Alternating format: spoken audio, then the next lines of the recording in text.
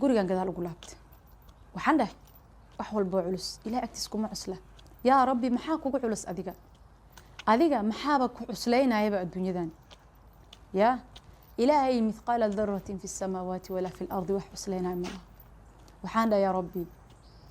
adoomadaada aniga aadanta ka leeyahay hawsha aan rabo iyo anigaba adaana abuurtay qalbigeena ku haayo adoomadaadaan wadanahay yaa rabbi meesha aan danta ka leeyahay intaanan tagin ka hor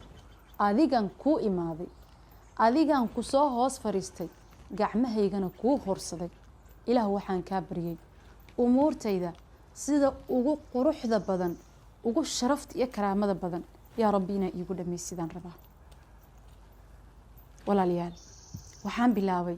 arinta markay igu adkaatay oo darbi walba isoo celiyay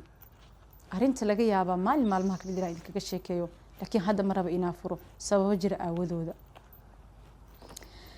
waxaa dhacday natiijada muhiim ah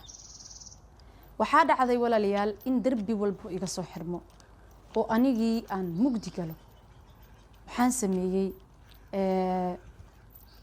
sameeyay habeenkii qiyaamul layl inaan dukado aan u soo kaco aan go'aan ku gaaray awal waxaan sameyn jiray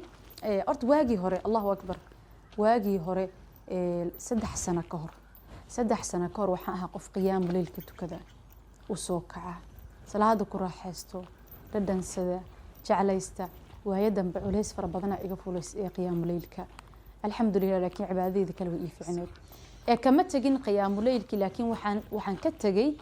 oo yaani aan igu cuslaatay aan dhahay kama tagin in aan soo kaco waqtiga saqda dhexe inaan soo kaco ayagu cuslaatay marka waxaan sameynayay ishaha markaan dukado ayaan ku darsanayay wax allaali intaan aboodo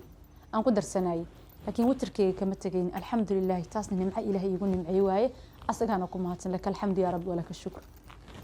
waxaa dhacday walaalayaal inaan u istaago qiyaam 8 saac markay tahay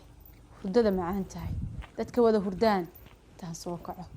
banaanka soo fariisto wadankii aan joogay markaas aan banaanka soo fariisto saligayga soo qaato salaadayda aan u istaago soo weysa qaato barfuun ismariyo alxamdulillah rabbil alamin aan biyo isa soo agdhigo kitaabkayga soo qaato horta salaadaan u istaagay salaada markaan tukado waxaan ku duceysanaa